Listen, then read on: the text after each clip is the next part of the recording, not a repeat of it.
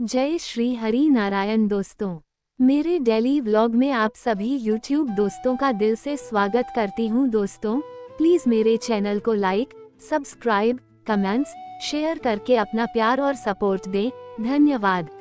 आज मैं आपको देवउठनी एकादशी की कथा सुनाने जा रही हूँ, तो ध्यान से सुने। देवउठनी एकादशी या प्रबोधिनी एकादशी हिंदू धर्म में बहुत ही महत्वपूर्ण पर्व है। इसे भगवान विष्णु के जागरण का दिन माना जाता है। इस दिन से शुभ और मांगलिक कार्यों की शुरुआत होती है और इसीलिए ये तिथि विष्णु भक्तों के लिए अत्यंत महत्वपूर्ण है। देवउठनी एकादशी का महत्व। हिंदू धर्म में 4 महीनों को चातुर्मास कहा जाता है, जो आषाढ़ शुक्ल एकादशी से लेकर कार्तिक शुक्ल एकादशी तक चलता है। इस समय को भगवान विष्णु के योग निद्रा में रहने का काल माना गया है। देवउठनी एकादशी के दिन भगवान विष्णु इस योग निद्रा से जागते हैं और ये दिन संसार के लिए नई ऊर्जा, शांति और समृद्धि लेकर आता है। इस दिन से भगवान विष्णु का पुनः कार्यक्षेत्र में प्रवेश होता है और यही कारण है कि इसे देवउठनी एकादशी कहा जाता है।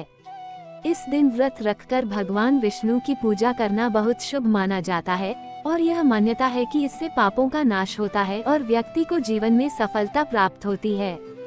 देवउठनी एकादशी की पौराणिक कथा। शास्त्रों में इस एकादशी से जुड़ी एक रोचक कथा है। एक बार असुरों और राक्षसों के अत्याचार से देवता परेशान हो गए। देवताओं की रक्षा करने के लिए भगवान विष्णु ने योग निद्रा में जाने का निर्णय लिया ताकि उनकी शक्ति बढ़ सके और वे असुरों को हराने के लिए सशक्त हो सकें। उन्होंने आषाढ़ माह की एकादशी के दिन योग निद्रा में प्रवेश किया और 4 महीने के बाद कार्तिक शुक्ल एकादशी के दिन जागृत हुए। इन 4 महीनों में, जिन्हें चातुर्मास कहा जाता है, सभी प्रकार के शुभ कार्यों जैसे विवाह, यज्ञ और अन्य मांगलिक कार्यों पर रोक लग जाती है। चातुर्मास के दौरान कोई भी शुभ कार्य नहीं किया जाता क्योंकि यह समय भगवान के विश्राम का समय माना जाता है। देवताओं के जागने के बाद ही संसार में पुनः सृजन, शांति और शुभता का संचार होता है। एक अन्य कथा के अनुसार राजा बलि ने भगवान विष्णु से वरदान मांगा कि वह उनके साथ रहेंगे। भगवान विष्णु ने अपने भक्त का वचन रखा और राजा बलि के साथ रहने लगे। देवताओं की चिंता बढ़ने लगी और लक्ष्मी माता ने कार्तिक शुक्ल एकादशी के दिन भगवान विष्णु को वापस लाने का प्रयत्न किया। इस कारण से भी ये दिन महत्वपूर्ण हो गया। भगवान विष्णु को देवउठनी एकादशी इसलिए प्रिय है क्योंकि ये दिन उनके जागने का दिन है। भक्तों के लिए ये दिन बहुत ही शुभ है क्योंकि यह भगवान विष्णु के प्रति उनकी आस्था और भक्ति को प्रकट करने का अवसर है। इस दिन भक्त भगवान विष्णु के लिए विशेष पूजा पाठ, व्रत, भजन कीर्तन करते हैं, जिससे उन्हें भगवान विष्णु की कृपा प्राप्त होती है। एकादशी व्रत को विष्णु भगवान ने स्वयं अपनाया है और इसलिए यह व्रत उनके सभी भक्तों के लिए पवित्र माना जाता है। चावल खाना निषेध क्यों है? देवउठनी एकादशी के दिन चावल खाने का निषेध है। ऐसा कहा जाता है कि चावल में पानी की मात्रा अधिक होती है और इस दिन चावल खाने से शरीर में तामसिक ऊर्जा का संचार होता है, जो व्रत की शुद्धता को प्रभावित करता है। धार्मिक मान्यता के अनुसार एकादशी व्रत के दिन चावल खाने से पाप बढ़ते हैं और व्रत का फल नहीं मिलता। पुराणों में बताया गया है कि जब एकादशी तिथि आई तो पाप भी जागृत हो जाते हैं और इसी कारण चावल का सेवन इस दिन वर्जित माना गया है। ये भी माना जाता है कि इस दिन चावल खाने से अगले जन्म में कीड़े मकोड़े बनने की संभावना रहती है।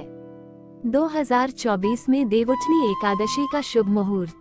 इस बार कार्तिक माह की एकादशी 11 नवंबर को शाम के 6:46 बजे से लेकर 12 नवंबर को शाम 4:04 बजे तक रहेगी। ऐसे में 12 नवंबर को उदय तिथि में होने के कारण देवउठनी एकादशी का व्रत इसी दिन रखा जाएगा। वहीं इसका पारण 13 नवंबर को सुबह 6 बजे के बाद किया जाएगा। देवउठनी एकादशी व्रत का पारण कैसे करें? देवउठनी एकादशी का व्रत पारण द्वादशी तिथि को किया जाता है। इसके लिए भक्तगण प्रातःकाल उठकर स्नानादि कर भगवान विष्णु का पूजन करते हैं। पारण के समय हल्के फलाहार जैसे फल, दूध या मीठा खाते हैं। पारण करते समय भगवान का ध्यान और भक्ति भाव बनाए रखना चाहिए। व्रत का लाभ और महात्म्य। पापों का नाश। इस दिन व्रत रखने से व्यक्ति के पापों का नाश होता है, सुख और समृद्धि।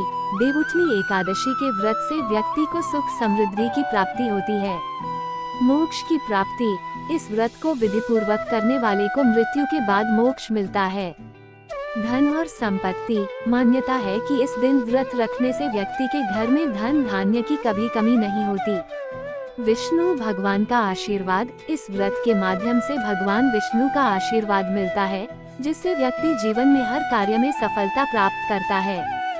यह एकादशी केवल भक्तों को भगवान विष्णु का साक्षात्कार कराने का ही अवसर नहीं देती, बल्कि उनके प्रति समर्पण और श्रद्धा को और अधिक गहरा करती है। आप सभी का धन्यवाद।